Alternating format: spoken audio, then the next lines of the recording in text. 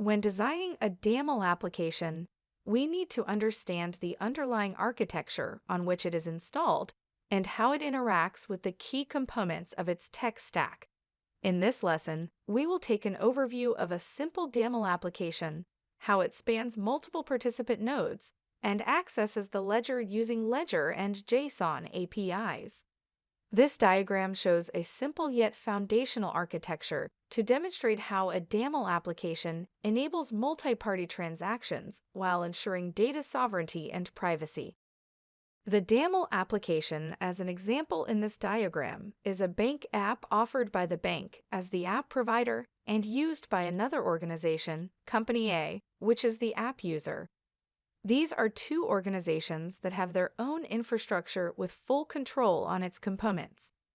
Both these organizations have their own participant nodes that host their respective private contract stores. The bank's participant node provides the bank's view of the ledger that the bank shares with its own employees. Similarly, Company A's participant node provides Company A's view of the ledger visible to the end users at Company A. The participant nodes also maintain a private contract store, or PCS, where their local copy of the Daml ledger persists. This ledger is shared between the parties in a way that each party has a shared ledger state, visible to other parties, depicted here as a white box, and a private state shown here as green and orange boxes in the private contract store. All changes to the shared state are coordinated between the participant nodes using the sync domain. This enables two important properties of the ledger. First, no single party can unilaterally change the shared state of the ledger. And second, parties can see only the shared state and do not have visibility into other parties' private ledger state. These two properties ensure data sovereignty as well as privacy of each organization's data. The schema for the shared state and related workflows are defined in the DARs, or Daml archive files.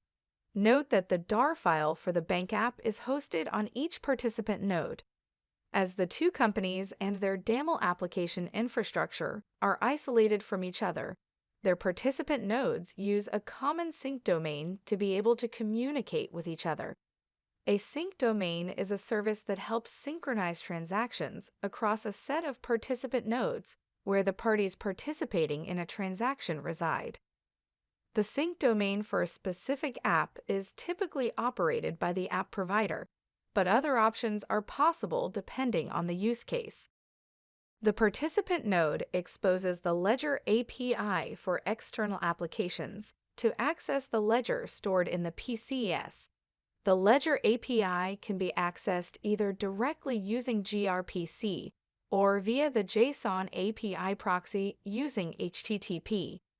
The front-end runs in the browser and thus uses HTTP to submit commands to the ledger through the JSON API, or the app backend submits commands to the ledger using the Ledger API. Notice in this diagram that only the app provider, that is, the bank, runs the app backend. The app user, which is Company A, needs to have only the front end to use the services enabled by the backend that is hosted by the app provider.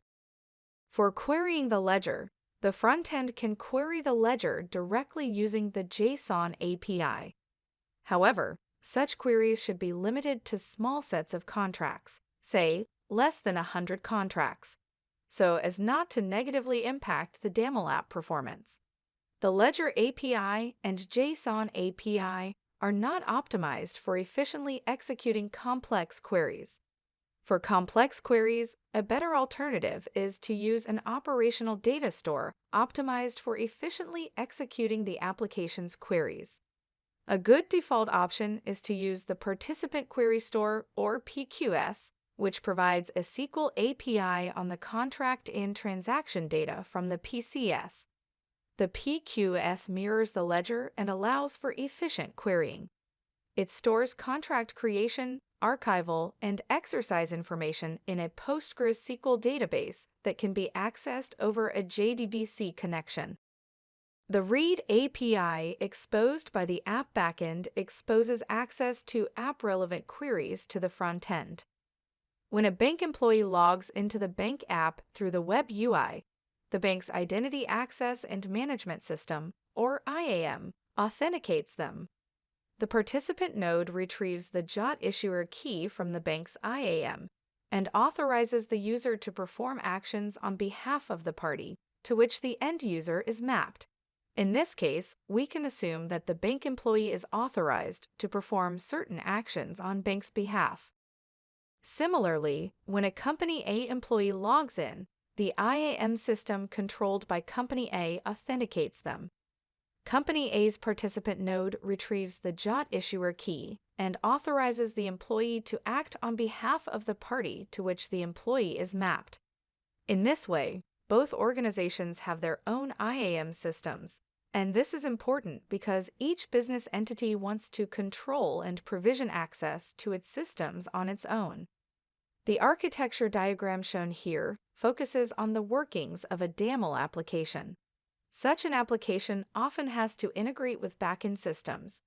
Because the workflows modeled in Daml applications are linked to other workflows handled by an organization's internal systems. The app provider organization can integrate its internal systems directly through the app backend. The Daml app thereby enables the app provider to allow controlled access to the proprietary internal system and processes. Company A, which is the app user, also has the option to automate their integration with their internal systems by building their own backend. Thanks to their data sovereignty, the backend can access their own data directly from their participant node, potentially via the PQS for complex queries. The custom backend can also access the provider's app backend in an authenticated fashion, which is, for example, required to retrieve reference data managed by the provider. This custom backend will be treated as an external user and will be authenticated through the IAM system like the web UI user we have seen before. The mechanisms for login, command submissions, and querying the ledger will be similar to those for a web UI we saw earlier. Let us summarize. A Daml application is a multi-party application and is therefore installed at the app provider site, as well as at one or more app user sites. A Daml application has three key components: front-end UI, app backend, and DAR files. The front-end UI and DAR files are needed for both the app provider and the app users. The backend runs only at the app provider end.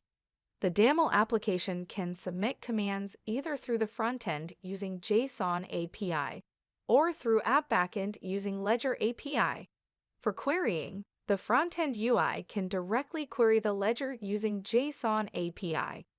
However, for complex querying, it is recommended that the app provider's participant node should implement an operational data store. One option is to use the Participant Query Store, or PQS, which mirrors the ledger and can be accessed through JDBC connection. The end users are authenticated using the party's own IAM system, thereby preserving data sovereignty and privacy of each organization.